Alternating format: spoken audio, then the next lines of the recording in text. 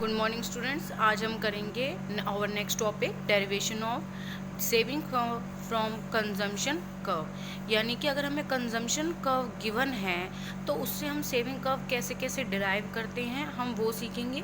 ये टॉपिक बहुत इंपॉर्टेंट है और एटलीस्ट 4 और 6 मार्क्स का एग्ज़ाम में आती है इसकी एक्सप्लेनेशन। तो मैं आपको डायग्राम के बाद ये भी बताऊंगी कि आपको उस क्वेश्चन में कैसे लिखना है, एक्सप्लेनेशन कैसे लिखनी है।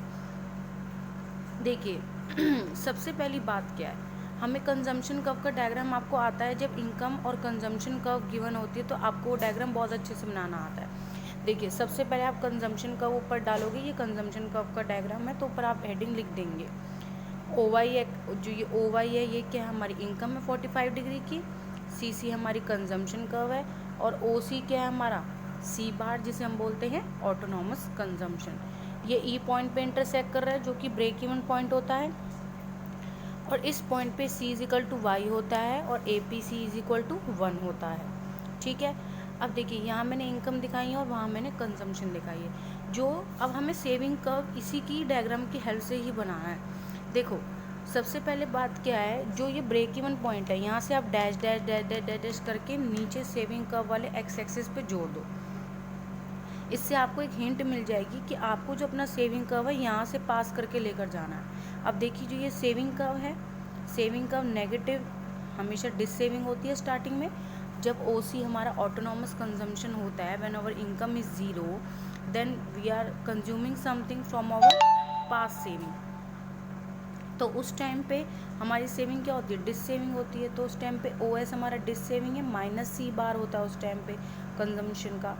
ठीक है, अब देखिए यहाँ से हमारा नेगेटिव इंटरवल सेविंग कर्व है, ये क्या है यहाँ जो टच कर रहा है ये वो पॉइंट है जहाँ saving is equal to zero होता है और ए पी एस क्या होता है ज़ीरो। अब डायग्राम तो आपने बना लिया, लेकिन आप एक्सप्लेनेशन कैसे लिखेंगे। देखिए सबसे पहले फर्स्ट पॉइंट क्या लिखेंगे, as seen in the diagram O X axis represent income and O Y axis represent consumption curve. C C is the consumption curve. अगर आप चाहें तो इसमें कंजम्पशन कर्व की डेफिनेशन भी दे सकती हैं। O Y is the income curve which is 45 degree line. ठीक है, उसके बाद आप क्या बताएंगे, at zero level of income. देखिए यहाँ जो ब्रेक इवन पॉइंट है ये ज़ीरो लेवल ऑफ इनकम पे ही होता है। At zero level of income, इसकी बात करते हैं पहले हम। At zero level of income we are consuming something, तो उस टाइम पे हमारा सी बार होता है, ऑटोनॉमस कंजम्पशन होता है जो कि क्या है हमारा ओ सी सी बार। आफ्टर डैट आप लिखेंगे O Y axis and C C curve intersect at a point E which is known as break even point, and it is a point where consumption is equal to income and here APC is equal to 1. Clear?